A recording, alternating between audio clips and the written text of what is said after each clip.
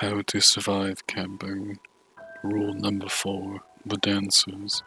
Written by user Phantom Goat. Submitted to the No Sleep subreddit. I run a private campsite. Every morning, I take a four-wheeler out and circle the grounds before most people are awake. There are some benefits to being an early riser.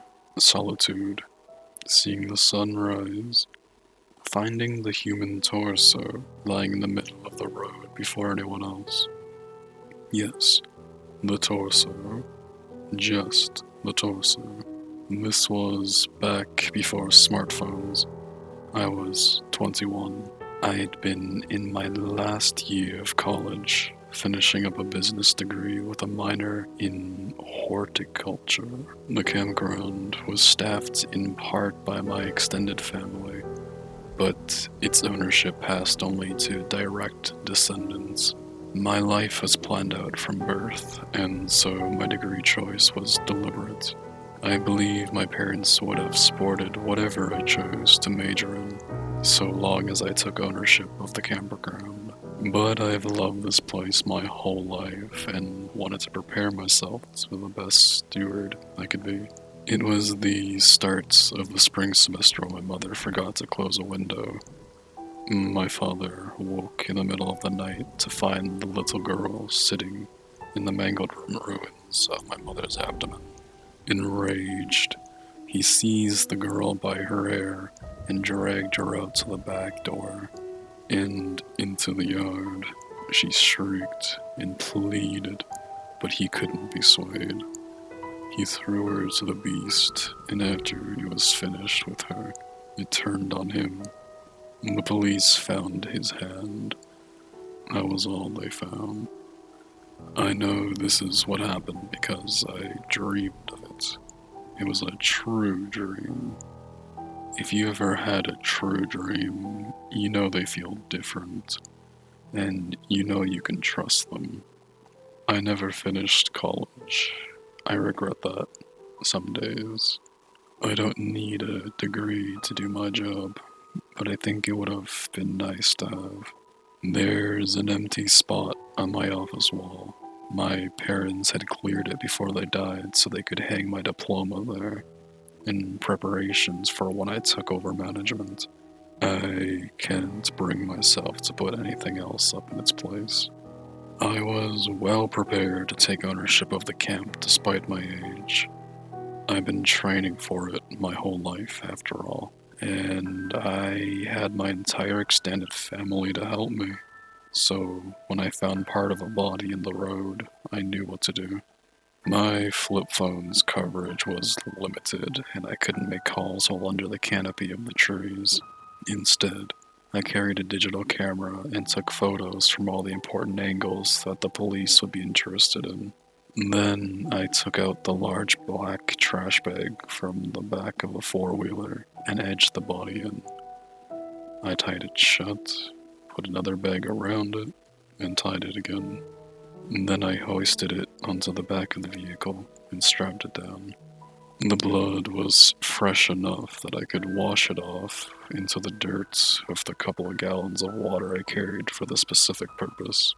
Now, I understand that some of you may be astonished that I would clean up the scene of a violent death without first contacting the police. However, my family has understanding with the police. The campground is important around here. It brings a lot of people in, and during the peak of the summer, we double the country's population. They spend a lot of money on local businesses. A lot of money. The police don't mind if we take certain liberties to ensure the normal operations of the campsite isn't disrupted. It would be upsetting to campers if they came across a dismembered body or an active police scene. I called the police as soon as I was back at the house, and then I started calling my family members. I'd only found the torso, after all.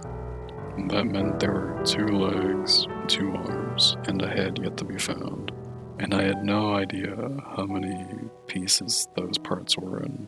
While my extended family scoured the woods, for the remaining bits. I could deal with the police. Officer Thomas responded. He'd been helping with our campsite difficulties since before I was born. He's close to retirement now. He sat in my office, and he looked through the photos I had taken on my computer, then requested to see the body out in the backyard. I pulled it off the four-wheeler and cut the plastic open. Mercifully, the body was still fresh, that it hadn't started to smell of decay, just the sour, meaty smell of early death. Officer Thomas inspected the severed sockets, picking at the edges of flesh and muscle delicately with his fingers, before sitting back on his haunches and stripping off his stained latex gloves. This is different than the other cases, he finally said. I blinked, taken aback and suddenly feeling woeful, inadequate to the challenges of my family's campsite. I'd known that this could have happened someday, that I'd be the one to deal with something new moving in. But it was a distant sort of knowledge, the sort that you decide to handle some other day and live in blissful ignorance until that time comes. Still writing a will. We all know we should, but that's a problem we regulate for the future and try to ignore its specter in our present lives.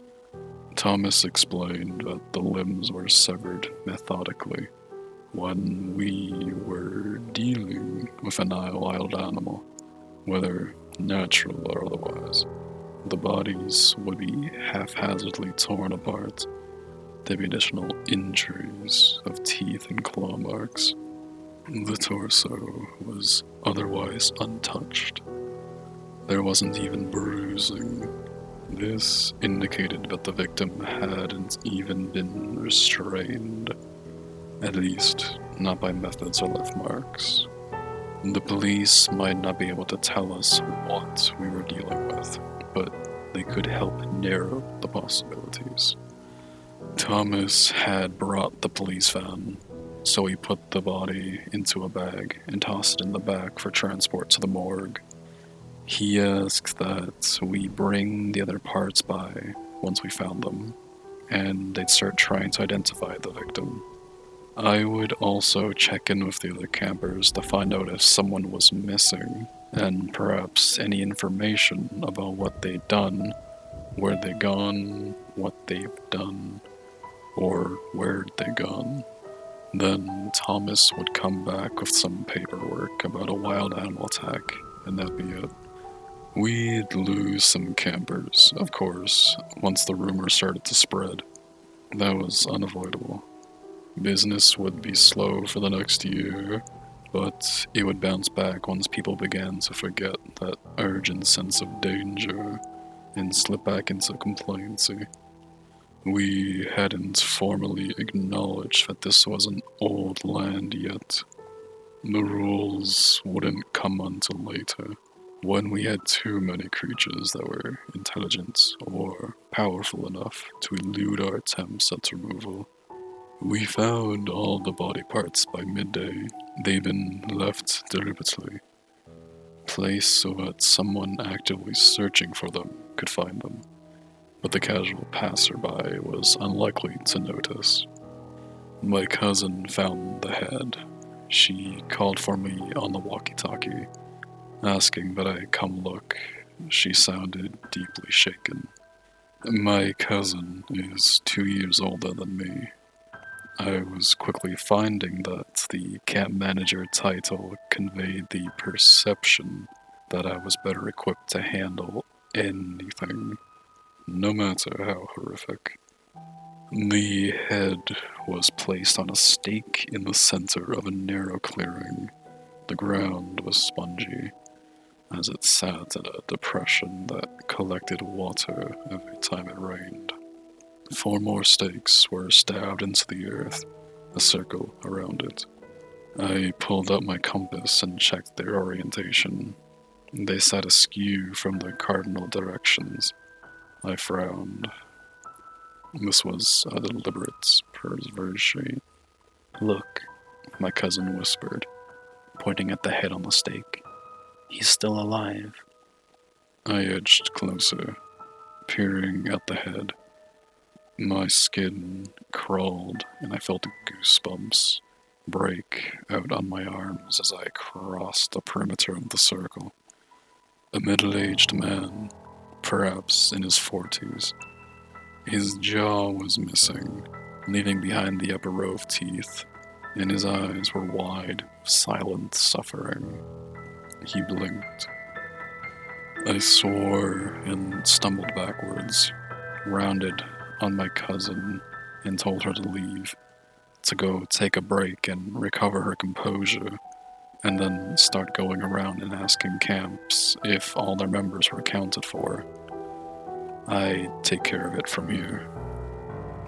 Perhaps watching my parents die, a silent observer in a dream that felt like reality, had prepared me to withstand this sort of horror. I confess that it angers me to see someone die in a manner that no one should have had to endure. But I've long since accepted that this is life. My world no longer has room for the blissful illusion that humanity has no predators. I told the man on the stake that it would be okay, that I would put an end to this, and he'd finally, mercifully, die. A couple of tears ran down his cheek, and I saw relief in his eyes. Then I went to the stakes and pulled them free from the ground. After I wrenched the last from the earth, I stood and watched the man's face. His eyes remained open, long past when he should have blinked, and I was satisfied that whatever practice bound him here had been disrupted. The air felt different as well, lighter. It no longer pressed in on me. I left the remaining detective work of identifying the victim to the police and the rest of the staff. I locked myself in my office. It was still odd, thinking of it as mine. The marks of my parents were strewn everywhere, and I moved slowly in replacing their presence with my own. The books on folklore and camp management were worn, the bindings broken, the pages crumpled and smudged. I wondered how many times my father or mother had leafed through these, searching for answers. Folklore is not a tidy thing. Monsters and creatures of power don't fall neatly into categories. It's not so different from the natural world in this regard. We can look at a bird and know it's a bird, but what kind of bird is it? Bird of prey, or water bird, or woodpecker, or pigeon, or any of the many, many other types. Similarly, am I dealing with spirits of a demon, or a fairy, something that falls into that gray area in between? And even if I could narrow it down, there are still variations within a category. If we're dealing with an incubus, is it one of the classical sense, or is it the kind that attaches only to one person for life, or is it the kind with chicken legs from the knee down? Yes, chicken-footed incubi are a thing. No, we haven't had to deal with them yet on this campsite. I decide to try a couple things. The used practices made me feel suspect fairies, but the perversion of it also made me think spirits. I gathered up some deterrents from the shed and iron shackles, hawthorn, branches, stones with a hole in them, that sort of thing. Then I went about the campsite and left them in strategic areas, mostly at crossroads and along the edge of the designated camping areas. I eared. We were used to dealing with brute creatures that could be driven off, captured, or killed. I don't regret my attempt. It is my responsibility to keep my campers safe. However, I am far more cautious now when I try to drive off something that is intelligent. They recognize these attempts for what they are and take offense at such aggression. That night, I was awoken by the sound of someone's voice outside my bedroom window. I'd at least cleared out the master bedroom and made it my own, for my childhood bedroom had been turned into a study after I left for college. I didn't catch the words, for I came to awareness at the end of the conversation. Someone was talking to the little girl that cries outside my window. That made me sit up straight in my bed. Who or what would talk to that little girl? Her weeping stopped. There was the soft sound of her feet running in the grass, away from the house. Someone or something had sent the girl away. My heart began to hammer in my chest, and I quietly slipped out of bed, thinking of the shotgun I kept in the bedroom, wondering if it'd do anything at all. Then my house shook as something slammed against the front door and my back door in unison. A pause, another impact that rattled the doors in their frames, a third, final impact, and the crack and crash of both doors being torn off their hinges. I stumbled out of bed, blind with fear, thinking of how my father died, how he clawed with his bare hands at the beast's face as he could fight it off, even as its teeth severed his body into two. My hands closed over the shotgun stock as footsteps echoed down the hallway. I stood, turned, and there was a hand against the shotgun's barrel, pushing it up and away, and another palm against my cheek. "That's enough," a female voice said. She sounded amused. I couldn't see her face in the darkness of the bedroom. "How about you go for a walk with us?" I don't remember much after that. I left the house, and I think I told them I couldn't. Not without the beast coming for me, and she laughed. And she said they sent it away. I'm not sure how many others were with us. Only the woman spoke to me. We walked into the forest, and I'm not certain of the route we took, for it comes and goes, as if I was slipping in and out of sleep. When my awareness returned, I found myself standing beside a lit campfire, and among a ring of people around it. The ground around me was packed earth. The woman moved from person to person, a ceramic pitcher in her arms. She slipped a cupped hand inside and came up with a handful of water, which she dribbled on the brow of the person before her. Something felt wrong about this practice, unsettling. I tried to move or speak, but I found my body was slow to respond to my desires. Finally, she stopped in front of me. "Why don't you join us?" She murmured, pouring the water on my brow. It ran down my face and neck, and it in some of my neckline of my nightgown. It felt gritty, and it tasted like salt. When a drop touched the edge of my lip. They began to dance, and I was compelled to join them. Step, turn, stretch your hands to the night sky. Spine arched, twist and bend, touch the ground, then up, a hop, and the music quickened. And I saw, as we spun, but the music came from a hunched group at the edge of the lights. A violin, a hand drum, and something that reminded me of a flute. We danced. My legs began to ache. My breathing grew labored. Bright pains stabbed through my feet and ankles, and I thought, madly, that I felt liquid against my bare feet with every step. Still, the dancers continued, their movement growing more aggressive, more frenzied, and I wept and pleaded in broken, panicked fragments for them to release me. They did not.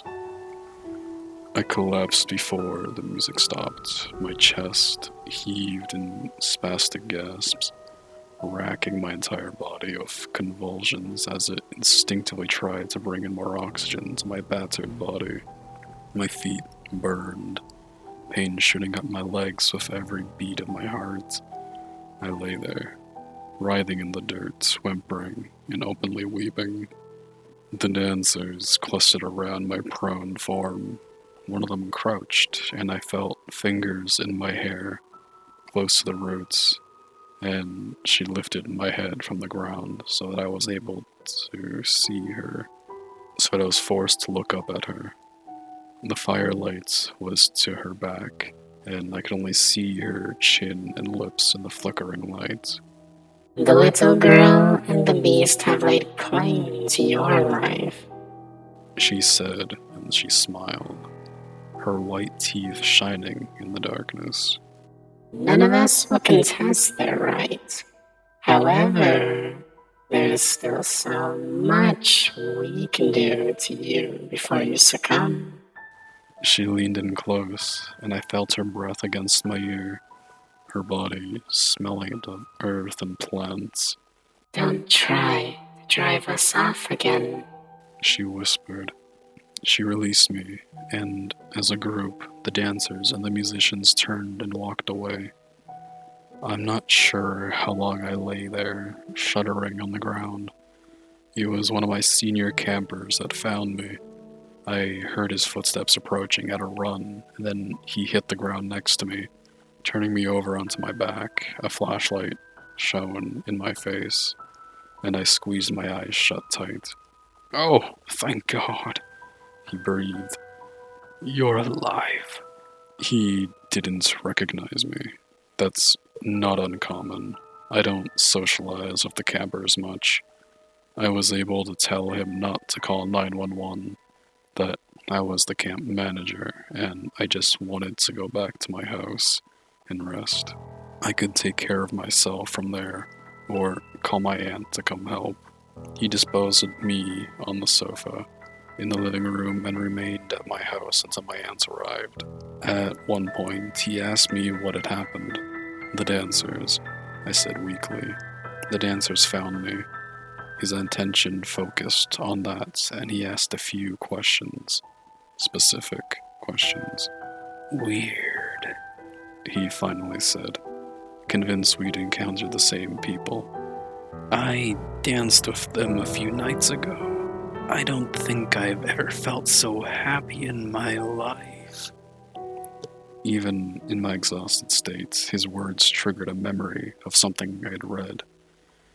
Dancing is used as a cure for supernatural afflictions. The sick individual is sat down in the middle of a circle, and the dancers move around them, thereby banishing their illnesses. Yet something felt wrong about their practice, from the off-center placement of the stakes to the mockery of ointment. Were they a group of dancers that had been cursed? Were they demons enacting their own abhorrent version of the same practice? Without being certain, I didn't dare try to drive them off again. However, I at least wanted to understand the difference in why one person had survived and another had not. I could convey it to my campers somehow. I had not yet written my rules, but I had a vague idea that perhaps I could inform them so that they could know of the hazards at least. We already spray painted the poison ivy patches fluorescent pink. Telling people to stay away from the dancers wouldn't be too dissimilar in theory. When the wounds on my feet were healed enough that I could walk, I went out into the forest after the sun had set. I wasn't concerned about the beast. It stayed close to the little girl, and the little girl never went into the forest. I drove about on my four-wheeler, searching for campfires. There were many, but the later it got, the fewer remained to check. Finally, sometime after midnight, I found the dancers. They moved in a slow, sinuous circle. Their movements were languid, the music slow. The shadows stretched out into the darkness beyond the orange glow of the campfire. I killed the engine and walked down there through the thin line of trees to the clearing. The music stopped as I approached. The dancers turned to stare at me, and while I couldn't see their faces, I felt their hostility. The woman stepped out to meet me. She was short, I noticed, not even my height. She stood out from among the other dancers, tall and lean, and I wondered if there was a reason for that, or if it was mere coincidence. You should go. She said evenly. You aren't welcome. I figured as much, I replied. I'm not ready to leave yet, though. Her hand snapped up. She grabbed me by the neck, raising her arm, her fingers digging into my tendons. What are you trying to do here? She hissed. Finding out what prompts you to kill people. Her eyes went wide. She stared at me incredulously for a moment, and then let go of my neck. I stumbled backwards, coughing. She laughed, a high, delicate sound like the chimes of a bell. You take advantage of your immunity from death. She said in amusement. I like your boldness. I will tell you. Knowing what displeases us won't be enough to keep us from resisting the temptations of joining her in our dance. They had to be welcomed, she said, permitted to join. She did not elaborate on what sort of person they would welcome and who they would reject. There wasn't any sort of criteria, she said with a shrug. They just knew who they liked. As for the other offense, that would merit someone's death. She directed me to look at the musicians. I did. They raised their heads and looked back at me. My next memory is of being on my knees, my fingernails stained of blood, the skin around my eyes and down my cheeks burning from what I had clawed at raw. The dancers were gone, and mercifully, they had taken the musicians as well. I don't leave the safety of my campers entirely up to themselves. I do what I can. Sometimes I take risks, and sometimes I suffer for them. This is my responsibility as the camp manager. We do the hard and dangerous work to make sure you have a pleasant and safe camping experience. The least you can do is follow the directions that I suffered to obtain. Rule number 4. If you see a group of people dancing in a circle around a fire, you may join them. If they welcome you in, dance with them until the music ends. Do not look at the musicians. If they do not welcome you, but instead stop and stare, back away slowly and then leave. If they follow you, you can try to run, but it's likely already too late. Pray that death comes swiftly.